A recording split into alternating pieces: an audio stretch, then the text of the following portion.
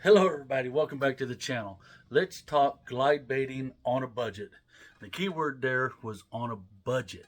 So, as we all know, the big baits can be very intimidating and they're very expensive. But there's a way to get into the glide bait game without spending an arm and a leg on it. So I've got a few nice little baits that I actually love and I use myself. So I'm going to share with you guys some of the baits that I throw, some of the tweaking that I do to make them fish a little better, and some of the affordable gear that I use to throw them. So with that, let's start off with one of my favorite budget swim bait rods. This thing, Iaconelli, I mean, you guys all know him, but this thing is a 710 medium heavy. And I'm telling you, I'm 6'4", so I can get away with the longer rod. But this thing, I mean, I can throw these glide baits and my A rig and bigger swim baits on this thing just all day long. And I really like this. It's an Abu Garcia rod, and it's honestly become one of my favorite rods. And then the reel, this thing, most people consider these reels to just be absolute junk. I pay just a little over $30 a piece for these things. But I've gotten some of these reels that I've gotten 2 and 3 years out of them, and they're still going strong. Throwing my frogs on them, throwing bigger baits on them. And the reason I love these is this spool free spools. And I mean, I can cast this thing 100% of the line off this spool. It's just unbelievable how far I can cast this. And I like to use the 7-1 for a faster retrieve. I like the big handle on it, but I mean, for a budget reel, I have been very, very, very impressed with these reels. And no, I'm not sponsored by them. It's just I'm showing you guys stuff that I like and that I use that can help you get started in the glide bait game. So, okay. It's about glide baits, so let's talk glide baits. My favorite glide bait in the budget range is the river to sea.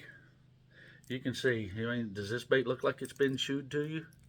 You can't count the fish that I've caught on these, and I do absolutely nothing to these. I just fish them right out of the package.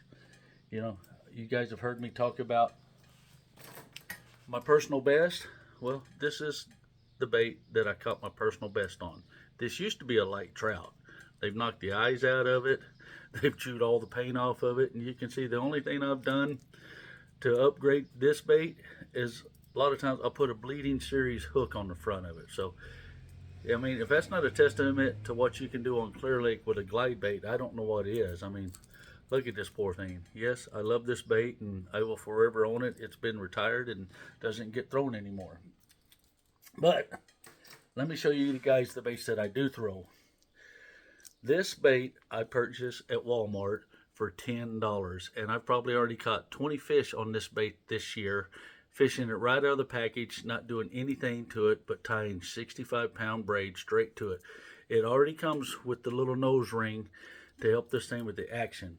But now action, this thing really doesn't have much action at all. So here's where the tweaking comes in. When you can see this, the way to check if your action on a glide bait, see how you don't have much kick on that right there.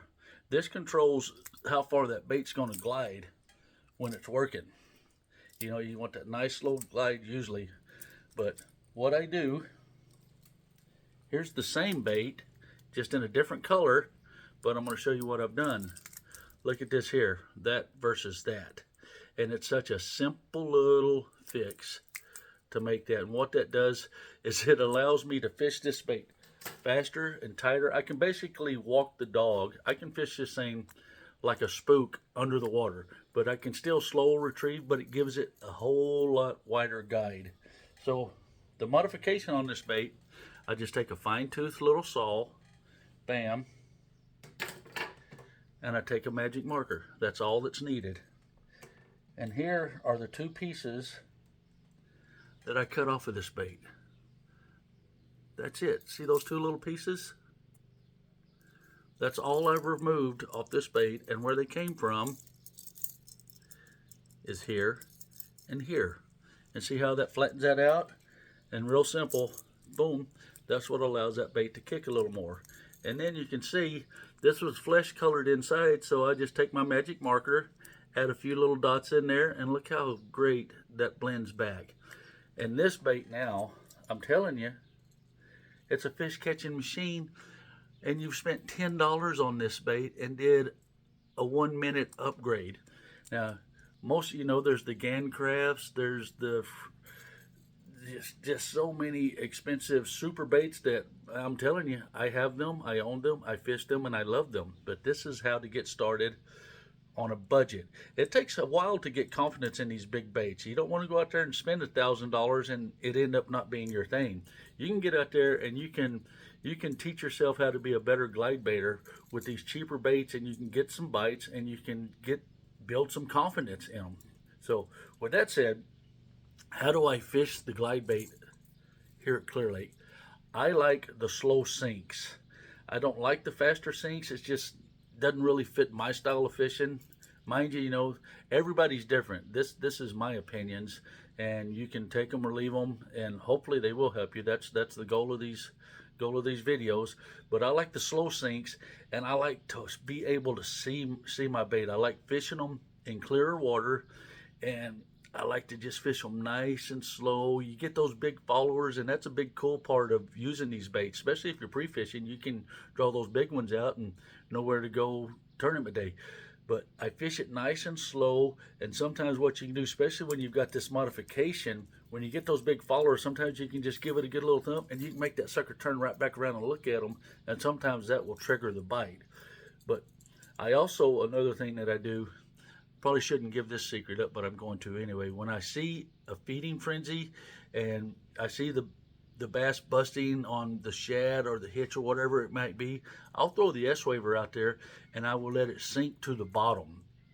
Because what happens is when those fish are done eating on that school, well, they've injured a lot of those bait fish, and they'll float down to the bottom, and those big girls will come back through there and they clean all those injured and fish that they've killed up off the bottom. And my personal best actually came fishing that technique.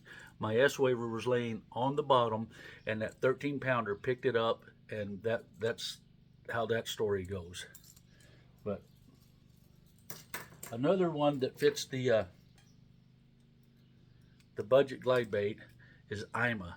You can look at the IMA flukes. I mean, I caught my first glide bait fish of the year off of this one right here. This one's a little faster sink, so it's not my favorite, but I love the color scheme, and sometimes that faster retrieve is what they want. So, just like I say, you got to figure out the mood of the fish.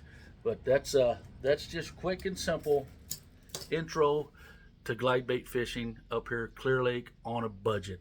I honestly hope that helps you guys out. If you have any questions, just leave them down in the comments. I'll do my best to get back to you and give you a good, honest answer. And I've got a fishing report coming up tomorrow.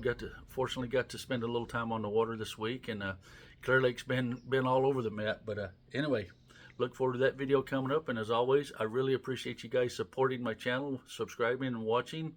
And as always, peace out.